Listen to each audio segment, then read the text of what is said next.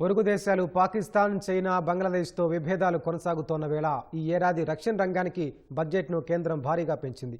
7.85 లక్షల కోట్ల రూపాయలు కేటాయించింది. ఆపరేషన్ సింధూర్తో అత్యాధునిక ఆయుధాల అవసరాలను గుర్తించిన కేంద్రం మొత్తంగా గతేడాది కంటే ఈ ఏడాది బడ్జెట్ను 15% పెంచింది. రక్షణ దళాల ఆధునికీకరణకు గతేడాది 1.8 లక్షల కోట్లను కేటాయించగా ఈసారి దానిని 2.19 లక్షల కోట్లకు పెంచింది. విమాన ఇంజన్లు, ఎయిర్ క్రాఫ్ట్ల కోసం 63,733 కోట్లు కేటాయించింది.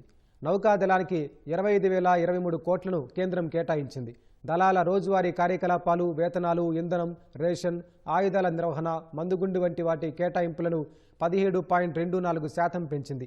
పింఛన్ల కోసం కేటాయింపులను 6.53% పెంచి 1.71 లక్షల కోట్లకు చేర్చింది. జమ్మూ కాశ్మీర్లో ఉగ్రవాదంపై నిత్యం పోరాడే రాష్ట్రీయ రైఫిల్స్ కూడా నిధులను కేంద్రం పెంచింది.